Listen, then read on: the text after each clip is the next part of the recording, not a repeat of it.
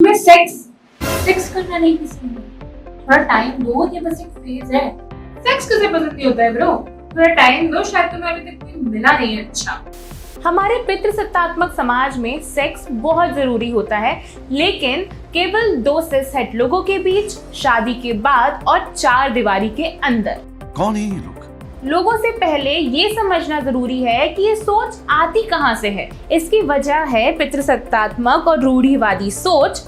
इसी मानसिकता के साथ कई थ्योरी लिखी जाती हैं और इन थ्योरीज में सेक्स को इंसान की जरूरत बताया जाता है और सेक्स की इच्छा न करना ह्यूमन नेचर के खिलाफ। अरे कहना क्या चाहते हो? यही कहना चाहते हैं कि ये एक मिथ्य है जिसे समाज ने, पॉप कल्चर, फिल्मों और गानों ने सामान्य बना दिया और सेक्स को लेकर हमारी एक किस्म की सोच तैयार कर दी गई और बता दिया गया कि एसेक्सुअलिटी एक फेज है। भारत में आज भी एसेक्सुअल होना ओरिएंटेशन के बजाय बीमारी या डिसऑर्डर के रूप में माना जाता है, जबकि इसका किसी भी तरह के डिसऑर्डर से कोई भी लेना देना नहीं है।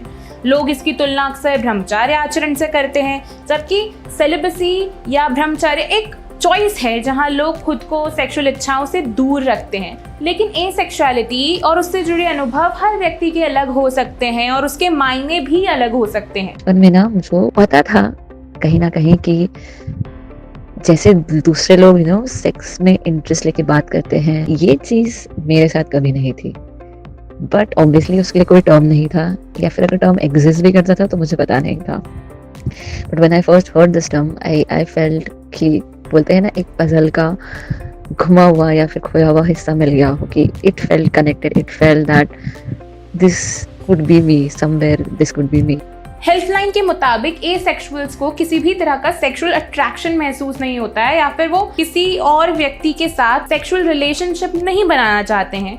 कुछ लोगों को सीमित परिस्थितियों में ही यौन आकर्षण महसूस होता है, सेक्सुअल अट्रैक्शन फील होता है। कुछ लोग तभी यौन रूप से आकर्षित होते हैं जब वो किसी के साथ गहरा या इमोशनल कनेक्शन महसूस करते हैं। कुछ हाथ पकड़ना, किसी तरह का स्पर्श महसूस करना पसंद करते हैं, रोमांटिक रिलेशनशिप की चाह रखते हैं। कुछ एसेक्सुअल इंडिविजुअल्स अराउजल भी महसूस करते हैं, वो मैस्टरबेट भी करते हैं, लेकिन किसी भी पार्टनर के साथ सेक्सुअल रिलेशनशिप की चाह नहीं रखते। assumption या एक कॉमन क्वेश्चन है जो उन्होंने मेरे बारे में अज्यूम किया है कि तुम्हें तो सेक्स करना नहीं पसंद, या तुम तो कभी सेक्स करोगे नहीं। काफ़ी लोग रहते हैं जो एसेक्सुअल आइडेंटिफाई करते हैं और वो बिल्कुल सेक्स नहीं जाएंगे पूरी ज़िंदगी। पर काफ़ी लोग ऐसे रहते हैं जिन्हें सेक्स करने में कोई प्रॉब्लम नहीं, बट वो जो पूरा चीज़ रहता है उन्हें कभी उस चीज़ को लेके सोचते नहीं है, कभी उसे क्रेव नहीं करते। या ऐसा रह सकता है कि उनके पास कुछ एक सर्टेन क्राइटेरियाज रह सकते हैं, जैसे इमोशनल अट्रैक्शन होना ज़रूरी रहता है ताकि वो सेक्स करे। तो ये अजम्पशन करना कि ये सेक्सुअलिटी सबके लिए एक ही चीज़ रहती है, ये काफ़ी गलत है। होमोरोमैंटिक asexuality, grey asexuality, डेमीसेक्सुअलिटी, romantic asexuality, एरोमांटिक asexuality जैसे एसेक्सुअलिटी के भी कई स्पेक्ट्रम हैं जिसमें उसे बांटा जा सकता है और ये एक अम्ब्रेला टर्म है। बोगार्ट की साल 2012 की किताब अंडरस्टैंडिंग एसेक्सुअलिटी में बताया गया कि दुनिया भर में 70 मिलियन लोग एसेक्सुअल हैं। अब सेक्सुअलिटी और ख़ास तौर से एसेक्सुअलिटी पर रिसर्च बहुत सीमित की गई है।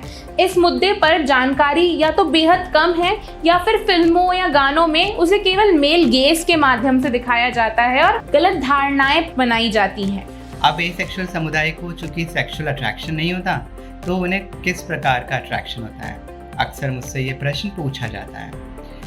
जब सेक्सुअल अट्रैक्शन नहीं एक्सपीरियंस हम करते हैं तो उसके अलावा दूसरे और प्रकार के अट्रैक्शंस हैं जो हम एक्सपीरियंस कर सकते हैं, जैसे कि romantic attraction, emotional attraction, platonic attraction, spiritual attraction, intellectual attraction आदि कई प्रकार के आकर्षण हैं। भारत में दुर्भाग्य से एसेक्सुअल रिप्रेजेंटेशन बहुत कम है। कोई ऐसी फिल्म या कोई ऐसी वीडियो या कोई ऐसी डॉक्यूमेंट्री हमारे मेन स्ट्रीम मीडिया में नहीं दिखाई गई जिस पर एसेक्सुअलिटी के विषय में बात की गई हो।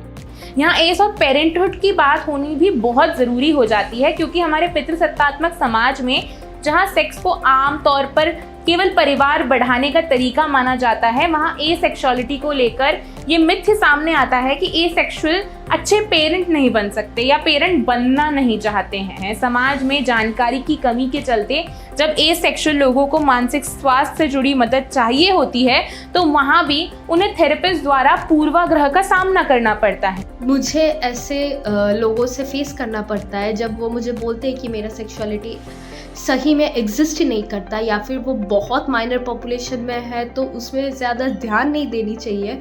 तो मेरे लिए वो आइडिया या फिर वो उन बातों को चैलेंज करना या फिर उसके अगेंस्ट खड़े होना और उसका विवाद खड़ा करना मेरे लिए बहुत डिफ़िकल्ट हो जाता है। यहाँ हमारे पितृसत्तात्मक समाज में जब लोग उनके सिद्धांतों के अनुसार नहीं चलते हैं तो उसे बीमारी, अजूबा या बस एक फेज बताकर रद्द कर दिया जाता है, क्योंकि वो जानते हैं कि अगर लोग उनके सिद्धांतों से अलग कुछ करना चाहेंगे तो पितृसत्ता कमज़ोर पड़ जाएगा। There's a need to have proper sex education, and many queer activists in India tried to approach CBSE and to have NCERT have sex education properly, including the LGBTQIA+ community in their syllabus. We hope in near future we have basic sex education regarding the whole community and start from school level to big workplaces level.